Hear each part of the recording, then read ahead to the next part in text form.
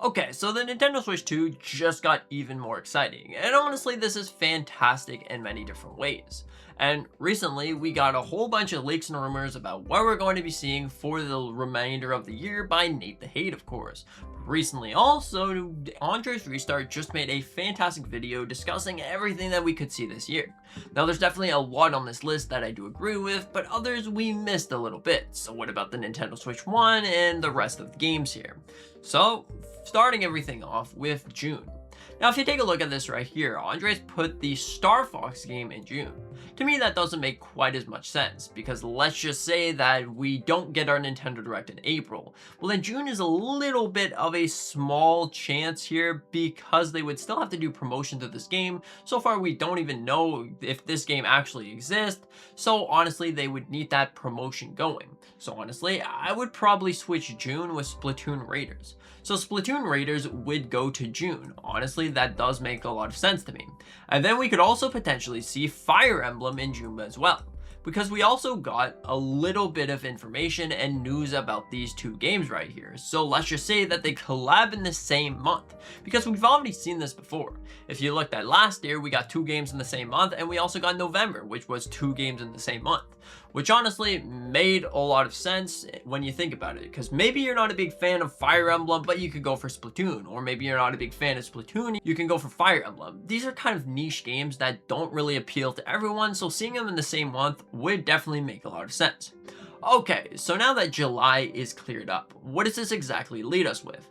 Well, I have a theory on a game that we could definitely see for that time. Now, technically there was 2. So we know that Elden Ring Tarnished Edition is going to be releasing sometime soon. So potentially this would fall into July as well. More for that summer games to get everyone hyped up and ready to play some games. Honestly, that would make a lot of sense to see something in July right here. But also we could potentially see our beloved remaster make a return. Something like the Legend of Zelda Twilight Princess and Wind Waker HD. That definitely would make sense for Nintendo Switch 1 users and potentially Nintendo Switch 2 as well. Maybe Nintendo was waiting for the 40th anniversary for some reason to release this game. Well there you go, July would make a lot of sense along with Elden Ring Tarnished Edition.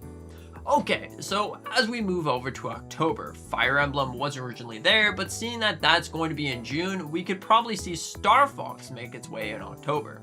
That could definitely make a lot of sense in some ways, because then they have a lot more promotional art. They can promotion all they want all day long. That definitely would be great. But you also could see something for other games as well. So we know that Forza Horizon 6 is going to be making its way to PS5 at some point. First off, it's going to be releasing on PC and then Xbox later on. Well, we can most likely see something to do with Forza at some point, depending when the PS5 actual launch is actually going to be. But then we could also see something like Clair Obscure Expedition 33. We've already seen the developers say that they want to work with Nintendo in some ways. Call of Duty will most likely be Call of Duty Black Ops, what are we, 7 or 8? Whatever, it's most likely going to be when the games actually launch this year, because Xbox actually does have their development kit and all of those things associated to that. So overall, this is great right here. And potentially we could move Nintendo Switch Sports Resort to the same month, August as well. Well then that clearly leaves a door open for another game. I honestly think that another game definitely could be coming. If we looked at Nintendo, there's specifically been some leaks about Mario Maker 3. Now I'm not saying that that's going to be happening this year. It could definitely happen in September. So if we move over Nintendo Switch Sports to August, that would make a lot of sense, and it clears September. September is usually a bigger month, and I don't think Nintendo Switch Sports Resort is necessarily considered that big game for September, because September is also technically where Nintendo uses it as some sort of system seller. If you looked at past years, we had Splatoon 3 over there, we also had Mario Wonder, I believe, but overall, it's pretty much associated to some big games. If you wanted to, maybe Splatoon Raiders is going to be releasing in September instead of June. That could make sense, but you know, maybe that's going to be something completely different. But honestly, with September, it's definitely really interesting. It could be something that hasn't been leaked at all, or it could be like some sort of remaster, potentially even just Kirby for the Nintendo Switch 1. Who knows? Because recently there's been a lot of leaks and rumors about Kirby Triple Deluxe and Planet Robobot. Although this would make sense in a lot of ways, what about the Switch 2? I don't know, I'm just gonna leave it at that. I believe that that makes sense. October, Andre's restart, does pretty much point that out, although it was pretty much obvious from the start. If we are going to be getting Luigi's Mansion 4, October is essentially the spooky month, so it definitely does make a lot of sense in that way. Usually, Nintendo likes to release Luigi's Mansion on actually Halloween. But seeing as Halloween is going to be on a Saturday this year, well then the 29th makes the most sense for that date. And also, since it's the 30th anniversary of Pokemon, we're most likely going to be seeing something about Pokemon. There's been a lot of leaks and rumors about seeing the old games returning, so I honestly think that Pokemon Omega Ruby or Alpha Sapphire, or even Red, Green, Emerald, whatever the case may be, one Pokemon game is most likely going to be returning during this time. Moving over to November, of course, the Legend of Zelda Ocarina of Time. But when exactly could this launch? Because Ocarina of Time would be competing against GTA 6, one of the biggest games that ever were created. So potentially I would say maybe either the start or the end of November. And then of course December with the Dust Bloods. This one doesn't make the most sense to me because I would honestly see the Dust Bloods potentially like in September, but then you also saw from software say that they are going to get this ready by like end of 2026, so December definitely could make sense. And honestly, I think that this right here is a fantastic year. There's definitely a lot of things that Nintendo has done right. If all of this happens, the Nintendo Switch 2 would definitely have those system sellers, depending on how all the other games actually plan out to be. But overall, it's really interesting.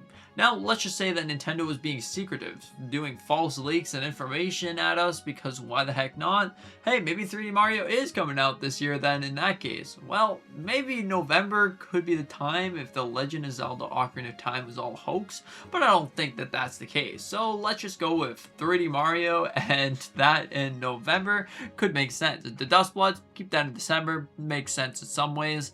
And then potentially we could even see some random, then maybe we could see another Legend of Zelda game to throw on top of the 40th anniversary. Now, till now, this was pretty much could be an accurate representation of the year, and now, well, we got to see the Legend of Zelda Link Between Worlds. I'm just saying it. It's probably going to be December, if anything. If we get Wind Waker, Twilight Princess, and Ocarina of Time, wow, that is a crazy year to be a Zelda fan. But I'm hoping and wondering what in the world's going to be happening. It seems like we are going to be getting some remaster. I don't necessarily count the Legend of Zelda Ocarina of Time as a big remaster, like a remaster. It's technically a remake, so hey, maybe we are going to be getting two Legends. I find this to be really interesting. I am really excited for 2026 to come. There is going to be so many brand new games and so many remasters and things to be really excited for, because honestly I think I'm really excited for these, and I'm even excited for the third-party spin-off games. Not necessarily Nintendo games, but just straight up third-party games.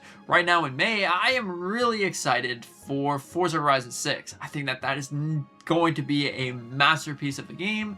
And then later on for third-party games, got Minecraft Dungeons 2, which I think is probably going to be just as good. I really did enjoy the first one because the tower just brought you so much joy, or for me, brought me so much joy. It definitely was a very interesting and exciting game. But yeah, I find this to be really awesome. There's so many things to be excited for. Let me know what you're most excited for in the comment section down below. I would really love to know what all you think about all this. Anyways, thanks so much for watching. I hope that you enjoyed. Consider to hit the like button, maybe subscribing if you're new. Consider to check out Andre's Restart's full video if you want to, breaking down everything what he thinks about this. Anyways, hope you have a fantastic day and see you in the next one.